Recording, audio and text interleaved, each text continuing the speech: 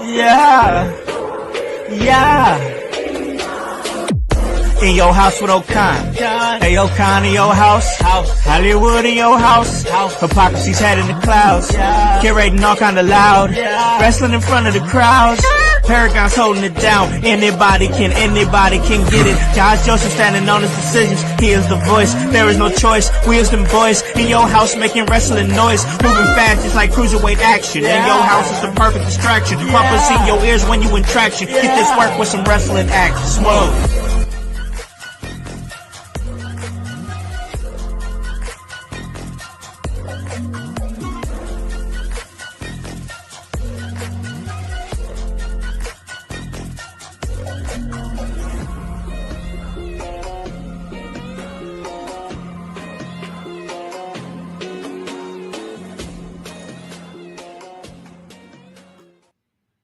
What is up, guys? What is cracking? It's the Calm Man, and I am in your house. And you guys already know the vibes. Anytime we slide on through, we're here to give you that work when it comes to this professional wrestling business. And guys, it is Thursday. And guys, you know what happens on a Thursday, on a day here at In Your House. And guys, you guys know what time it is. It's time. All right. Oh, you guys hear the music. Yeah, you guys know the vibes. That's right. That's right, you sons of bitches. It's time for the ECW Watch Along series here at In Your House. And guys, usually when I get extreme, I gotta get extreme with my man over here. He's the producer of the show. He is the voice and the educator of Extreme. Josh Joseph, what is up, brother man? I know you're excited for this one. Oh, I'm super stoked for this one. Not only for me, but for you guys, the household, the ones who made this possible, who said, hey, yeah, we want that guy. We want to hear the story that you guys can get out of him. Like you did with Sabu, like you did with Fonzie. And voice, you did it on yourself. Raven. Raven's got a documentary coming out soon. Go check it out because, well, what I've seen from the trailer, it's freaking fantastic. But today is the day that we get the man himself. House, I'm super stoked for this. We should get the show going. Yes, we should definitely get the show going because I'll tell you, we've been watching. I'm going to keep this super short. I'm going to keep this story super short, but we've been watching ECW for almost a year now. It has been great, but we've seen a lot of consistency. And one consistent, especially with what I do as a manager and as backstage correspondent for different promotions here in the Midwest, I always notice stuff like that. And I got to tell you, I noticed this man every single time that I saw him with the mic in his hand. And he's here now to talk to us in the household. But, you know, I can only do so much of a introduction. I got to give it to my man Voice, the man behind ECW. Go ahead and bring in our guest properly. Well, fans, we are about to witness somebody who honestly made my parents and my aunts very uncomfortable during ECW pay-per-view nights. He had a very unique way of making everybody go, well, at least at 13, go, can I say that at school? You try it out, and maybe the girl with the developing, she smacks you. And it's all because of this man. This is the one, the man, the only. This is Joel Gertner. The quintessential stud muffin himself is in your house. Thank you for taking your time to talk to us. Of course. Thank you guys for having me. Oh, this is awesome. It is. It's a vibe, man, because like I was saying in the green room, as we've been watching all these weekly episodes, you've been such a consistent man with your charisma and your work on the mic, the confidence that you hold. Now, I know my man Voice here got a lot of questions, but, you know, I'm somebody, I come from a music background, a lyricist, as it were. And some of the stuff that you was spitting, man, back then, yes, it was vulgar, but, man, you had bars, bro. You was out there spitting. Like, how did you get so good at doing that? I don't know. I mean, I grew up in Brooklyn in the 80s, so this is kind of a little bit the cradle of rap. And I would go to the mall, and there would be a guy slinging bootlegs out in front of the mall. CDs, DVDs, and he would be selling cassette tapes too, and I would pick up like Ghetto Boys, and I would pick up DJ Quick, and I would pick up Third Base, and just whatever was going on, like late '80s, early '90s. So Yeah. I was kind of into the scene. I mean, I was a early proponent as far as the Northeast of ICP, and they sent me in '97, I think, when I was in ECW. They sent me a nice care package, and I've been a Juggalo ever since for about Oh, years now. I was into Bloodhound Gang because Brooklyn. I was into the Beastie Boys. I had Brass Monkey and Paul Revere and all of them like memorized. I was into freestyle music. So I was into like Rob Bass. So like just all those kind of Brooklyn national anthems, which is either hip hop or about halfway there. So I kind of always had that flavor running through my veins, yeah. but I was just, I was heavy into wrestling. I was just big into, pro wrestling. That was just the thing. I wanted to entertain. I wanted to be the next Paulie, the next Jim Cornette, the next Bobby Heenan. And so I didn't really go into rap or anything, pop. I just decided to just, whatever I was going to do was going to be within wrestling. It all kind of was a work in progress. It was all kind of just episodic. It just grew and it grew. I had a joke book when I was a kid, and one Wow. was, "How is a penis like a Rubik's cube? The more you play with it, the harder it gets." So the first, just like Rubik's cube, the more you play with it, the harder it gets. That's it. One line. That's it.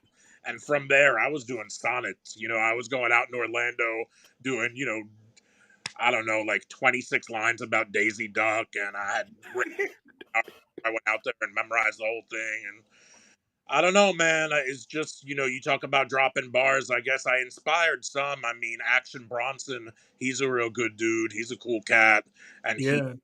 he's got me in the lyrics of one of his tracks. So Oh, I don't know, man. Just like you said, but is what it is. You know what I mean? Just a little bit, but I don't know, man. I love rap. I love hip hop, and I'm glad that you kind of deduced that from my work. yeah, it was a vibe, man. I was just like, man, this dude is so cold. Like, I got a chance to, like I said, see a lot of your work on a weekly. But when I went back and listened to some of, like, it was just like a best of Joe Gert. And I was like, man, this dude is so cold. But listen, voice, I already know. All right, calm down, killer. All right, I'm about to unleash you. All right, do you got any questions for the quintessential stud muffin, Joe? Oh, do I? I wish I had $1 million so I could have 1 million hours of your time, sir. I got so many questions, but I will keep them limited to the ones I've always wanted to ask you. Before I get into it, you were definitely somebody that I absolutely adored in ECW. You showed me that there was other ways to make an impact inside the promotion. The way you played off Joey Styles, it was almost like a big brother, little brother situation, but we just couldn't tell which one was the big brother at times. And the way that you just made everybody happy. I absolutely adore you and everything you did for ECW.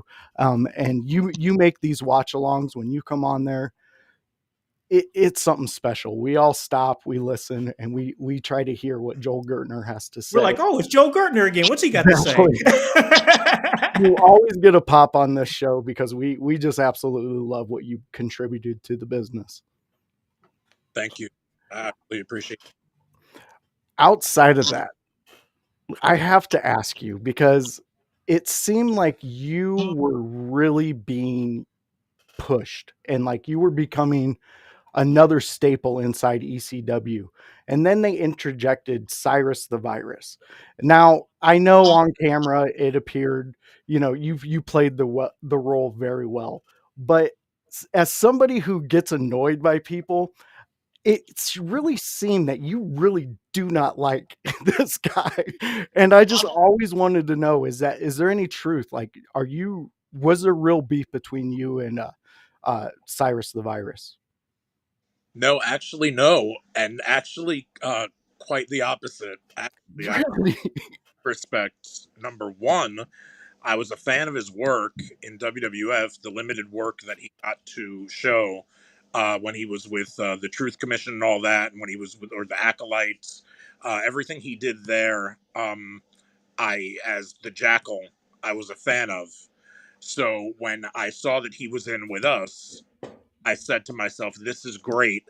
This is an opportunity for me to make sure that I'm upping my game, stepping it up a notch, never mailing it in. That's the same way I felt when they had us programmed against PG-13 and I was out there with Jamie Dundee. It was the same exact thing. It was, now I get to put my working shoes on, and now I get to make sure that I don't get, outworked. And so yeah, so from that aspect, no, and then also no. He actually taught me how to play cribbage, which is, I guess, a lot more popular.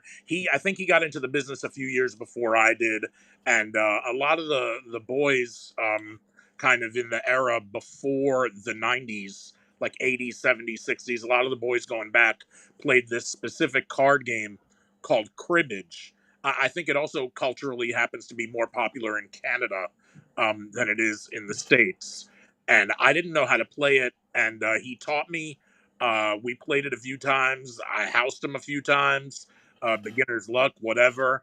But between him just kind of forcing me to step up, or not, forcing in the sense that I'm my own worst critic and I'm a perfectionist, and I'm always going to force myself to step up.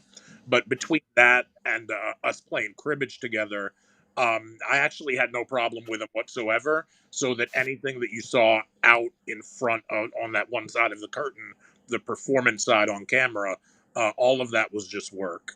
I love that. I absolutely love that. Sabu did the same thing. I had one opinion of him as a child watching him grow up, and he was like, "No, that's not how it was backstage." So I love that this is you doing the same thing. Speaking of the of Sabu, one of the biggest legends to ever grace ECW, with his recent passing, is there any Sabu stories that you have that made you, as the guy behind uh, the camera, like happy to think about, reminisce about? Nothing, I don't need any like real personal ones, but you seem like you really loved everybody on the roster and had a special connection with everybody. Yeah, I mean, there's the one that's in Sabu's book, which I'm really kind of, I'm kind of, I've been neglecting doing the audio version of, which Kenny Casanova has agreed that I could do. So I need to get on that. There is an audio version, but it's like AI right now. So I was going Yeah. to enhanced, a real kind of narration. But the story from there, and I told it at Sabu's memorial in Philly a few weeks ago. I felt like, kind of a badge of honor, and I felt like kind of, in a sense, I had made it socially within ECW. When there was a room party at the hotel in Sabu's room, and I had been invited to it, and this was a big deal for me. So of course, socially, 21-year-old, who's like the baby on the roster, and I decided that I would display my appreciation in the only way that I knew how. We were on the ground floor of this like kind of motel, and there might as well have been like poultry and chickens and farm range kind of animals outside, because I don't know, like we weren't in a city, so to speak. And it's a real party when like hour and a half has gone by and nobody said a word. Inside your head, or there's just this kind of cone of silence around the whole room, and everybody's just decompressing, and everybody's just kind of blowing off steam, taking the edge off, not working, and everybody's like can't talk eating. It's like can't talk partying. And so it's been like an hour and a half since anybody said anything, and all of a sudden I go,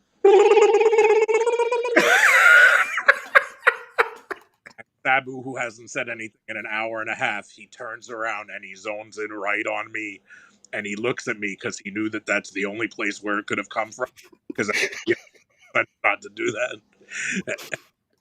And he was like, "There's turkey in the room."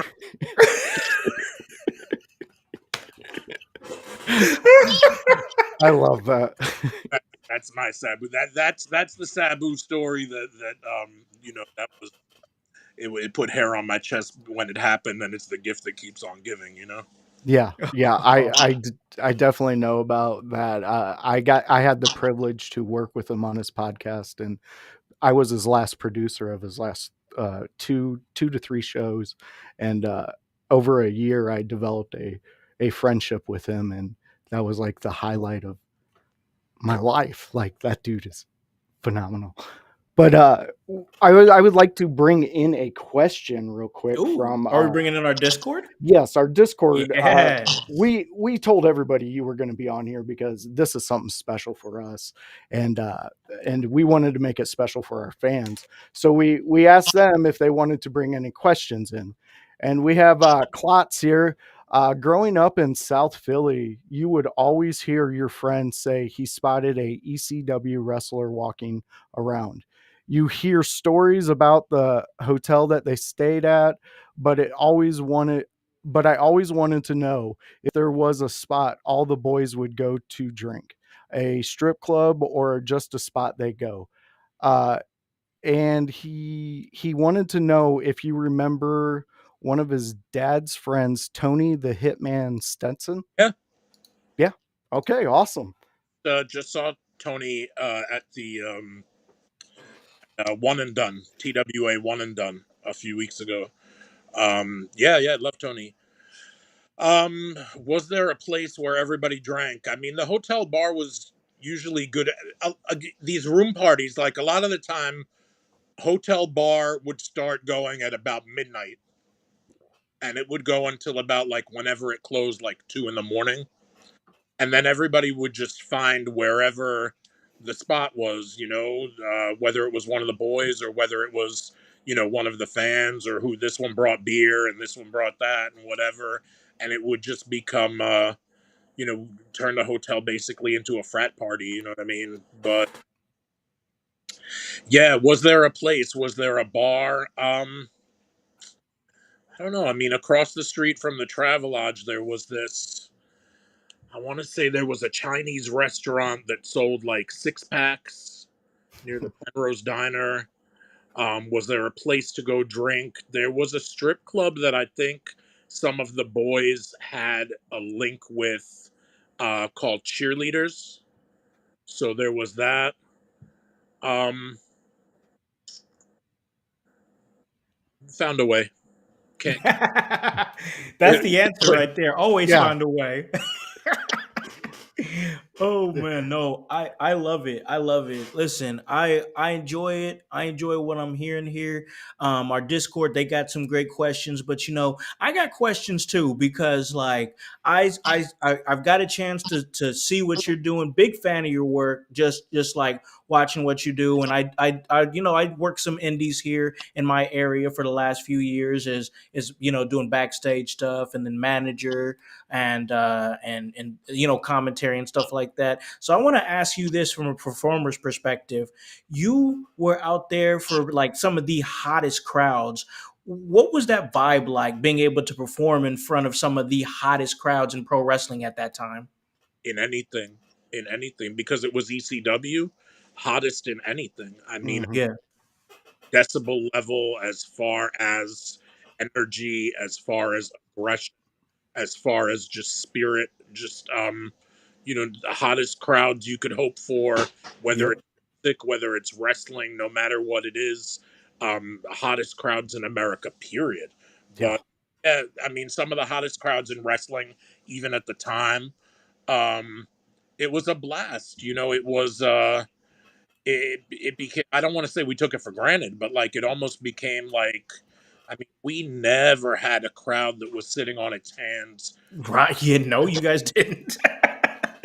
Even when we were in front of 500 people instead of 5,000 people, it was always a hot, loud crowd. And I always loved that, because I fed off of it. You as a performer, to get energy so that you're able to, be in the moment and give back as good as you're getting. So it's necessary, and it was in abundance, and of course, like I say, I mean, if anything, I think we did the opposite of take it for granted. We had, ECW was on a shoestring budget. Mhm. Mhm. There was no pyro. There was really hardly any lighting. We didn't have any. We didn't have makeup. We didn't have this. We didn't have that. When it came to the Dudleys, because it was, the first thing that was going to hit you was me, and then eventually also there was Bubba. We didn't have music. We were the one act in a music-driven company that Yeah. we were sent out in silence. So you know what I mean? Like you figure Mm. Dudley time in the '90s were getting compared to the Road Warriors in the '80s. Road Warriors had Iron Man. You know what I mean? We had no Yeah. one out there to the sound of silence. So but yeah, I mean, great atmosphere. We loved the energy, and it was a blast. But again, for me, on a positive in a positive way, I had nothing to compare it to. It was all I knew. You know what I mean? I couldn't be Yeah. like, shit. I was in WCW 5 years ago. Those were the drizzling shits. We only had 900 people, and none of them were doing anything. I didn't. Mhm.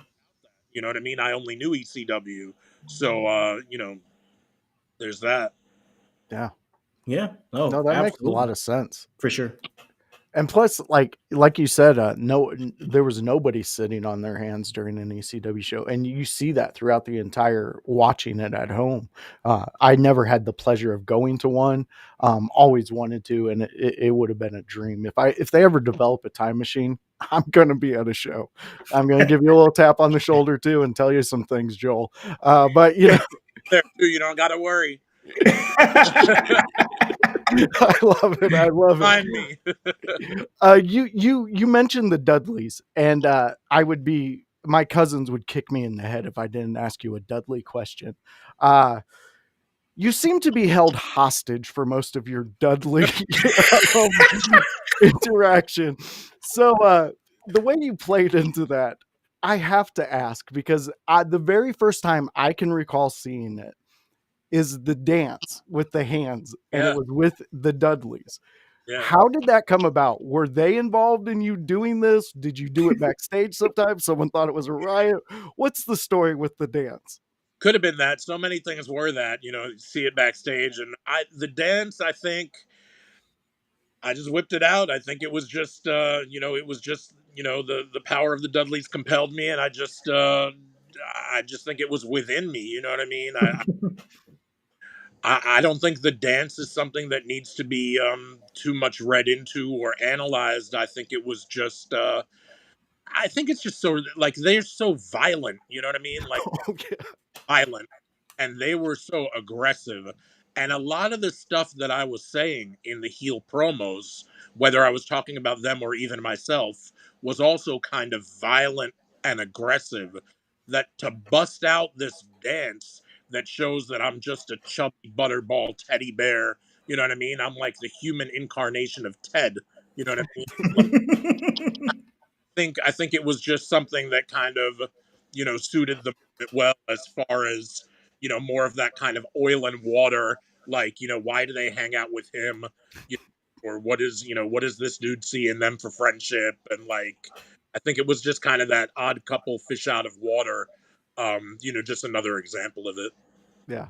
Well, I mean, you played it well. That dance, I still do it every once in a while when things pop off, at work or something. I'll do that little dance and just we have fun with it. You gave so many people a smile just for that one little thing, and just the fact that you don't have to read too much into it because the dance alone up against the Dudleys makes sense in a way, that yin and yang thing that Yeah. I absolutely love your choices with the Dudley storyline. You did everything perfectly with them. I'm so sorry they treated you. I mean, they treated you way better than anybody they have ever treated that they brought into the group. Uh, but was Spike really the most aggressive Dudley out of the whole group? I mean, he was the one who was kicked He's out the of the group. craziest Dudley.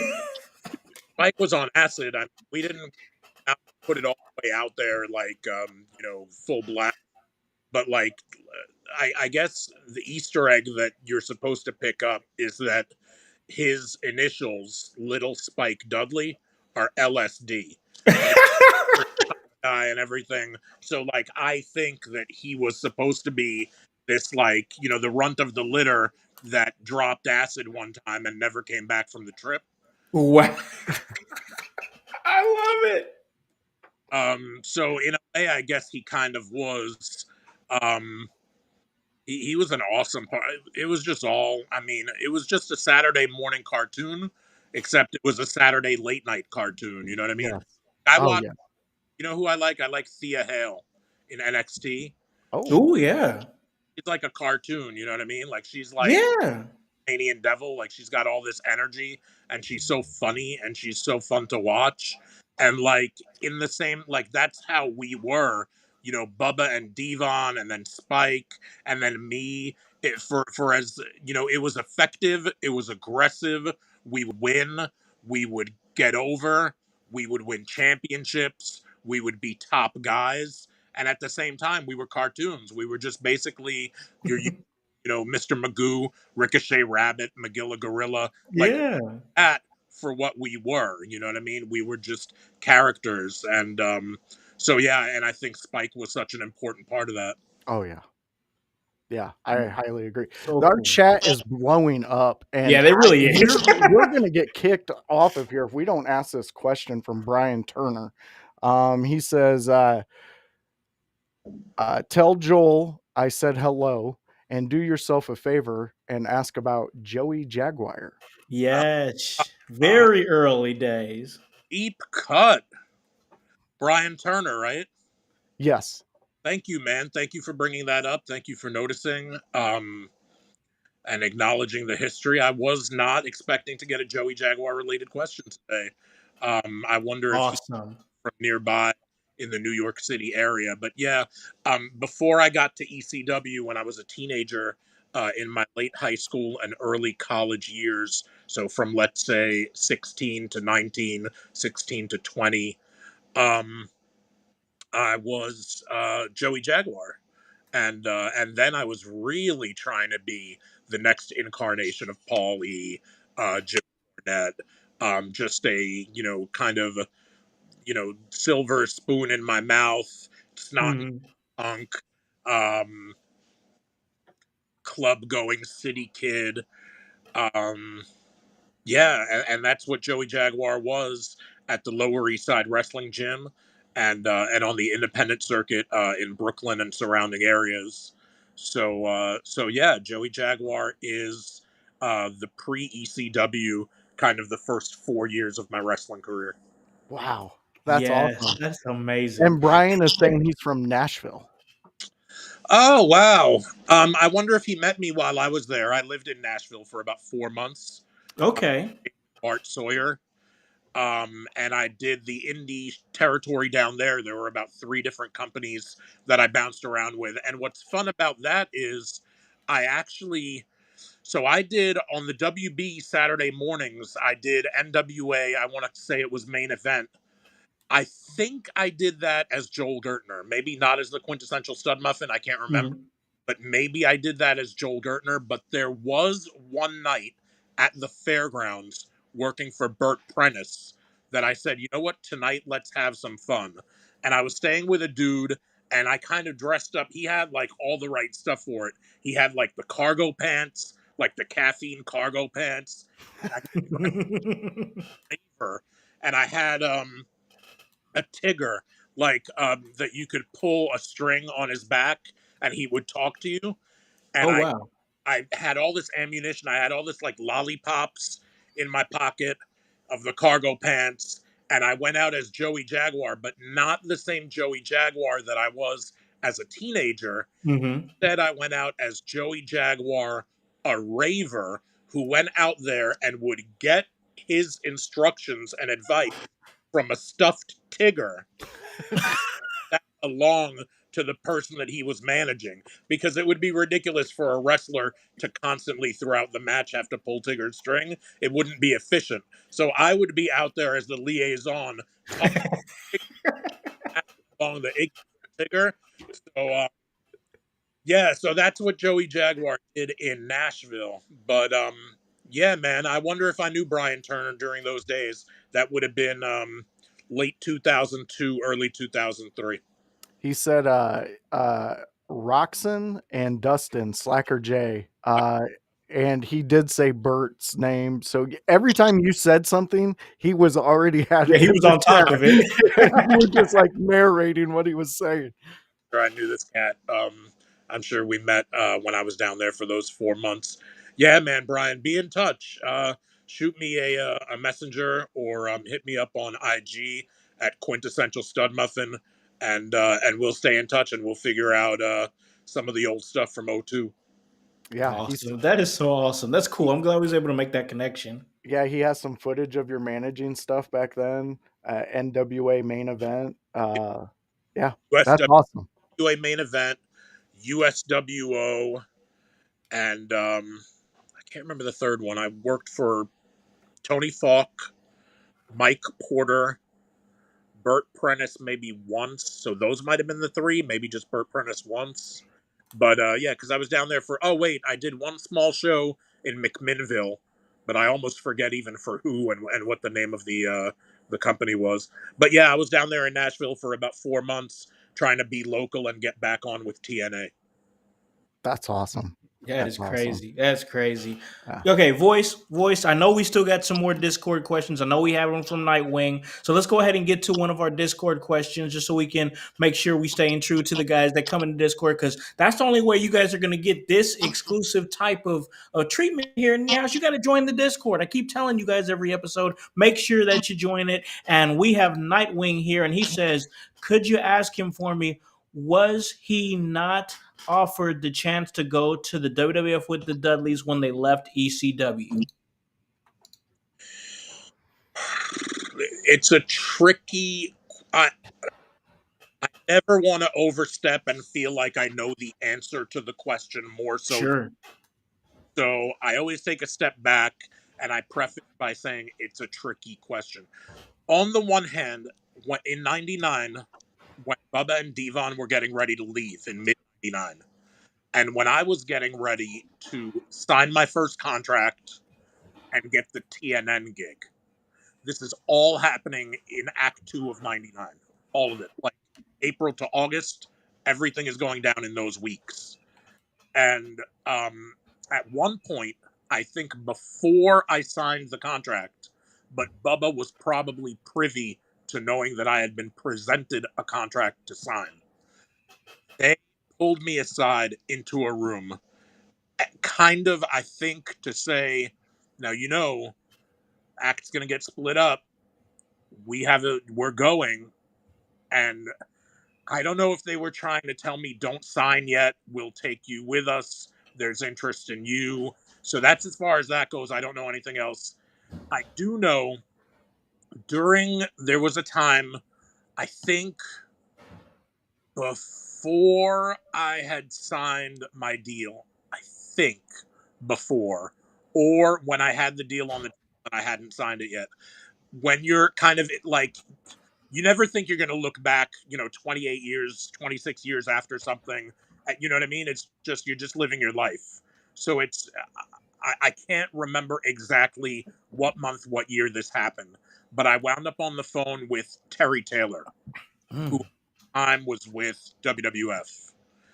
And he told me there was interest in me being the manager for their version of the Public Enemy. And what I mean, essentially the Public Enemy, Rocco and Johnny, and they were going to come into WWF and have me doing, the intros for them.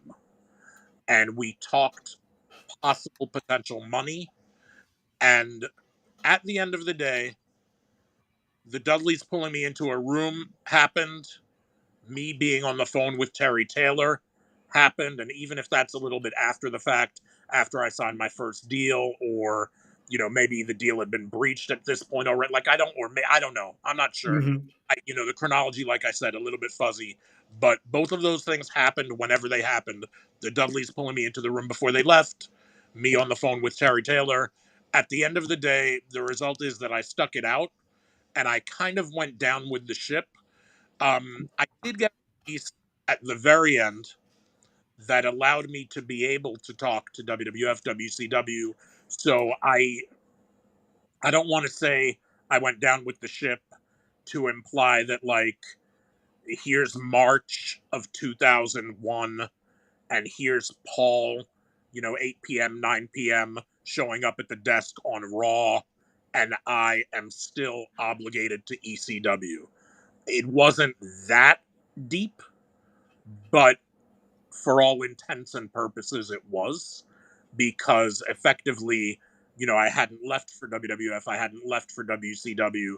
I got a release that would allow me to be able to talk to them without there being contract tampering. I was on the phone with Paul, and I said, Paul, I'm never leaving. I said, you're my mentor. You gave me this break. You gave me this spot. Pay is like, I have no reason to leave. Like, I don't want out. And I'm seeing different writing on the wall, and I'm reading news, and I'm seeing things happen. And it almost seems like a fait accompli. And it almost seems like there is no ship to hold on to, and that's the vibe I'm getting. And especially if that's not true, I would need you to tell me, because you're a better arbiter of where things stand. And I basically asked him, I you know I need to do what's right for me and my family. What should I stay? What should I do? And I forget how I phrased it, but but not that he wanted to get rid of me, but he basically told me that perhaps I was right. It was time, and he would grant me a release. So was there an opportunity for me to go to the WWF? I don't. Maybe. I mean, whatever you can glean from that. And then there was ECW One Night Stand, and I did the '05 show, the first one, and Tommy was talent relations, Tommy Dreamer, and he was like, treat it like an audition. I treat every time I go through the curtain, I treat it like it's my first time. I treat it like it's my last time. Mm. So he said, treat it like it's an audition. So of course I did. Um, and then, didn't hear anything. And then they did the show in '06 that led to the sci-fi show, and I wasn't on that. And then I did the TNA ECW reunion show in 2010 that I think the other day or last week was the 15th anniversary celebration of that. Yeah. But, but yeah, was there a chance for me to go to WWF or WWE? Um, maybe, maybe. It just didn't play out that way. It wasn't in the cards. I Sure. so I haven't disqualified. I'd love. I mean, I'm a non wrestler. I'm not physical. I'm not an athlete. So I'm still in my prime, you know. Yeah. So I'd love, I would entertain any full time, regular, TV work with a major company. I would absolutely love to talk with them if they thought that they might have something for me. It's just, here I am, 5 weeks away from turning 50. And, just as of yet, have only worked for WWE, I want to say 2 days in my life. I had Yeah. Mhm. a contract for One Night Stand '05, but really only did 1 day's worth of work. And then I went to Stanford one day to sit down and do talking head stuff for DVD projects. Yeah. So worked for WWE 2 days out of my life. So, and they treat me very well. On the website, every Hanukkah, they put me over as a Jewish wrestling superstar. Uh, Yeah. a top 50 greatest talkers in the history of the business list, and they had me at the number 49 on there, which I was kind of like, 40. No, I'm kidding. But no, I was thrilled to even be on it because, as somebody who only did the One Night Stand pay per view, so never done any WWF pay per views, never done Raw, SmackDown, anything like that, to even be included in that list is really really cool. So I don't know. Time will tell. I would love nothing more than if chronologically, when the time comes, that it's Paul's preference that he just does not want to be on the road anymore or whatever, or doesn't want to be in his spot. And, if they were to come to him and say, you're irreplaceable, but what can we do about trying to get the next best thing? I would love it if he would pass the torch to me. That's something that would be That a would great, be amazing. that would be wonderful. And so I don't disqualify that. So I keep thinking, like I said, I'm turning 50, but for somebody who does what I do, I remember watching Lou Albano, and I remember watching Freddie Blassie, and those guys were not spring chickens when I was watching them in the 80s. So, yeah, WWF, I don't know, maybe in the future, who knows? Yes, yes, no, no, we shall see. I would I would love that. love I would absolutely love that. And hey, I mean, look at Paul himself, who as you I see him as a big inspiration for what I do. He's not, he's not an athlete or anything like that, and he's one of the biggest figures in WWE right now. I would love to see that torch get passed to you because you're so like watching all the stuff that you've done. You're so incredibly talented. I'd love to see the neck brace and the bow tie come back once again on my television. That would be amazing. But listen, we only got a little bit of time with you, so I just got like two more questions left for myself, and then I'll get one more here from Voice. You were talking about Thea Hell earlier, and I thought that was to me it was, but it wasn't random. But what it let me know is that you're kind of in tune with what's going on today's product. So, as somebody who was once again super talented as you were and sees wrestling the way that you see it and mentored by somebody like Paul Heyman, what's your thoughts on the current vibes of or the state of where wrestling is at right now? Do you catch Monday Night Raw, AEW? What are you watching? What are you checking out? I watch everything, some of it, I'm a few months back on. And that's just because I try to watch all of everything. And then I'm Sure, watching movies and TV. My wife is a Hollywood publicist, so we're always trying to watch a little bit of non wrestling stuff too. Uh, sure, but but yeah, I'm kind of into everything. I still watch everything. I think the business is good. I think the state of the business is on one hand great. I think just first world problems. You know what I mean? Like it's a little bit sure. overexposed, right? There's a little bit of oversaturation. I don't want to be, back in my day, we had Yeah, yeah. and if you were lucky at TV, but we did. And back in my day, you could be spending a lot of money on $60 VHS tapes, a lot of money on pay per views, a lot of money on live event tickets, and a lot of money on merch. And you could be spending a lot of money, maybe even a lot more than some people pay now because there's so much out there for free. But back in my day, you could spend a lot of money and be a huge fan, and yet and still the wrestling calendar for the week went from Friday night to Sunday, and that's it. Until I guess there was primetime wrestling, and I guess there was Tuesday Night Titans, but until Hmm. Raw and then the Monday Night Wars, you could argue that there was Monday, but then beyond Monday, there was no Tuesday wrestling, there was no Wednesday wrestling, there was no Thursday, Friday. Now there's wrestling every day of the week. I'm not Hmm. saying it's a bad thing. I'm saying if we're going to nitpick and try, because the state of the business is so good, to find some bad in it, it's maybe a little bit oversaturated. Hmm. But yeah, I mean, if that's the worst thing, I think it's hot. You know what I mean? I think W Sure.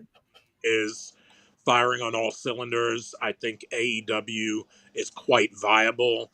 I think TNA is, um, they're kind of they come across a bit as a sub of WWE or Yeah. as metal for WWE, like Legacy does for UFC, like Hmm. WEC did for UFC. Like they kind of come across like that, but at the same time, the bean counters are probably thrilled that business is up and business is booming, and they had thousands and thousands of people on Long Island, and things are good. You know what I mean? ROH got saved, and it's part of AEW, so Yeah. ROH as a brand is still going. So and the indies. It used to be, you were lucky if you could get 300 people to come to your indie show, and now the indies are out there competing with each other. Who's going to get 1,000 next, and who's going to get 2,000 next, and it's just there's a lot of money out there for sports entertainment and pro wrestling. So those are my thoughts. I think the business is super strong. Yeah, for sure. No, I agree with you. Absolutely. And great to get your thoughts on it as well. I got one more, but first, Voice, I want to go ahead and give it to you.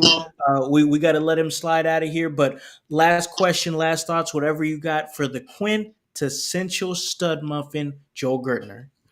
All right, Joel, thank you so much for your time in this. And, that's the most valuable thing we have. And throughout your career with ECW, I need to ask, what is your favorite Joey Styles line that you have ever heard him utter? My favorite Joey Styles line. First one that comes to mind is when I took Total Elimination, and Oh, we've been watching ECW going back to the beginning to, and I still can't remember whether, because he's used this line about 3 times. I can't remember whether I'm the first one that he said it about or not. But I take Total Elimination, and Joey goes, "Wow, somebody call Joel Gertner's parents. Tell them he's not coming home ever." And, and I think he was at a couple of other times, but I may have been the first. But that's definitely the first Joey Styles line that comes to mind. I remember I enjoyed calling him Ferris Bueller one time. Yeah, we have. I absolutely adored your guys' on-screen presence. You guys made ECW that extra layer, that extra sprinkle on the Sunday, and you two were my absolute favorites. Oh You know, God, voice. The promo for TNN. With dude, when you and Paul just went off on the execs of TNN, oh, and that was then Paul money, just goes, "You want to get rid of us money. now?"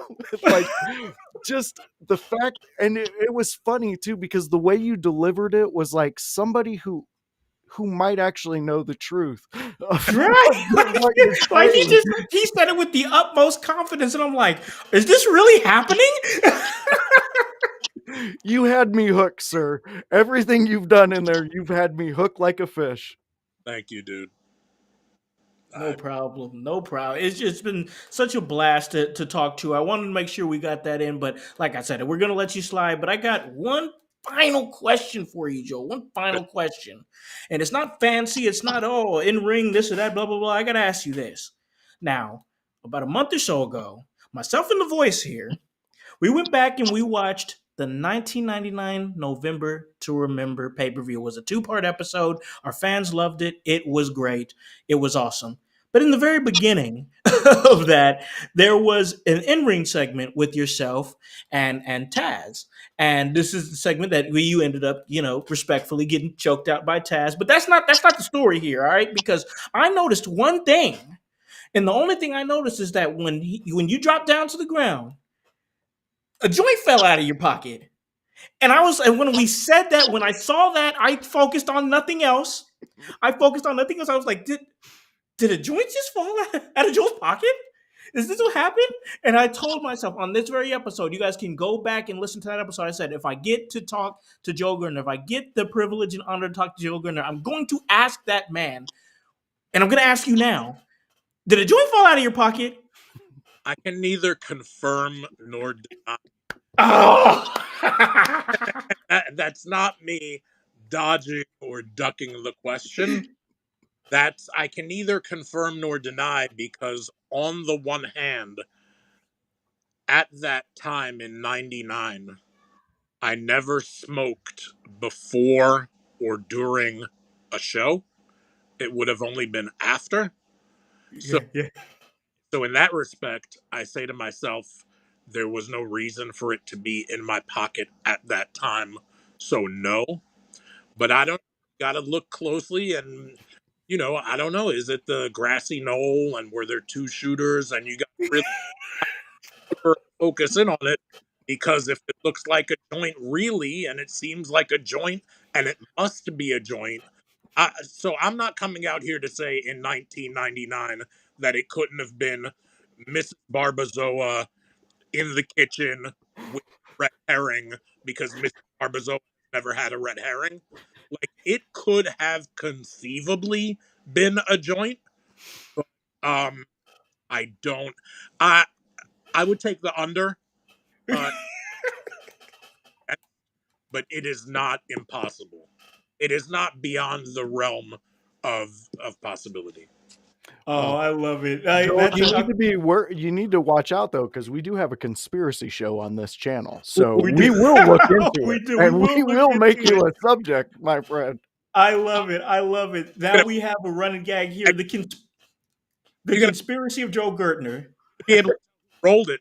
You're gonna be like that fingerprint. I would Oh, say Sandman's fingerprints is probably all over that one. Just the stories I've heard of that man. oh man, what an awesome time, man. This was a great episode.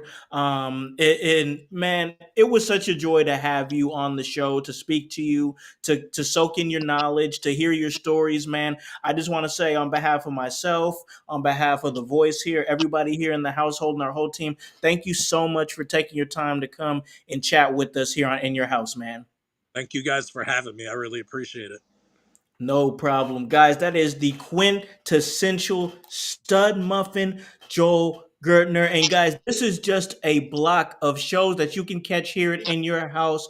It has been great checking this out. If you guys do, make sure you guys go to YouTube. Make sure you guys go to the Twitch, follow us there. And then this episode will be available on the podcast version for Apple Podcasts, for Spotify. So make sure you guys pop us in your ears like you always do. We're getting a lot of traction back on the podcast as far as downloads and everything goes. So make sure you guys go subscribe and everything like that. This is the quality of guests that we are giving you guys, and it's all part of the work, and that's HOWSE.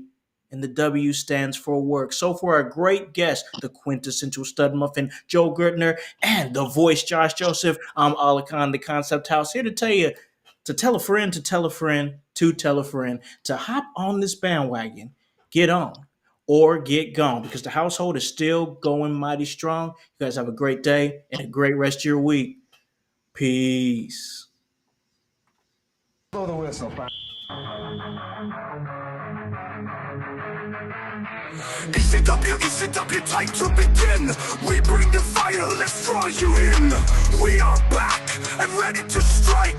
This is our moment, our time to shine. In the crowd voice, you hear them shout. In this ring, there's no way out. Homicidal, suicidal if you dare. Survive if I let you try, beware. ECW, can you feel the heat?